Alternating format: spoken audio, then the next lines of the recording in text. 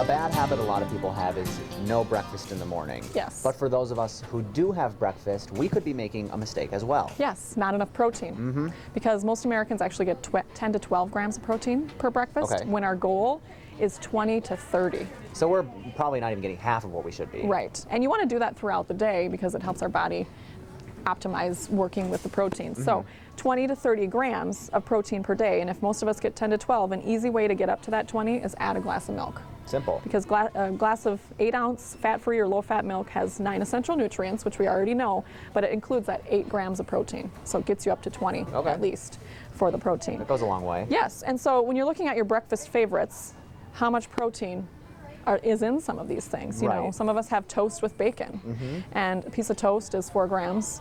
3 slices of bacon, which I'm not a real advocate of having that much, is still only 4 grams. So then you only have 8 grams of protein. Your glass of milk, again, would be 8 grams. 2 grams in your orange juice, so not too much there. About 6 grams in your oatmeal. Cheese is about 7 grams if you have an ounce of cheese. 2 tablespoons of peanut butter would also be 7 grams, as well as the nuts. Okay. So when you combine things, that obviously makes a big difference. So if you're just walking out the door with a piece of bread with some peanut butter on it, not going to be super helpful. It's not enough, but if you add a glass of milk to that, that's something that you can do. Okay, so we're looking at how to do that here, right? So some really simple and kind of fall-like breakfasts that you can do. One of them is a PB&B sandwich. So sometimes we kind of get in a breakfast rut where we think cereal all the time, but there's nothing wrong with just making yourself a peanut butter sandwich, throwing some bananas on it, using whole grain bread, and walking out the door with a glass of milk in your hand. Don't forget the milk. And then you'd have 24 grams of protein. That's if you great. have, you know, all that stuff. Another thing you can do is make a ginger pumpkin oatmeal. That is smelling so good. Yes, so you actually just warm the milk up with some pumpkin spice. You add your oatmeal in, you add half a cup of canned pumpkin into it, some vanilla, brown sugar, and then that's it. You can top it with some walnuts, and then I also did some crystallized ginger, which is also a cancer-fighting food. So that's one thing you can do. And serve that with a glass of milk, even though it's got milk already in there.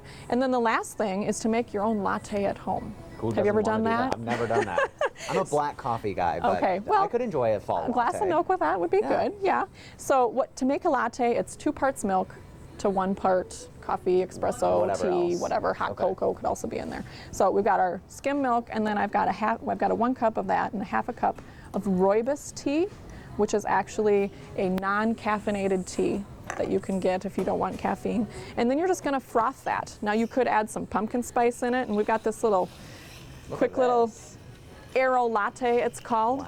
And it just froths it up. Make sure your milk is already warm and your tea is already warm, but then it would be good to go.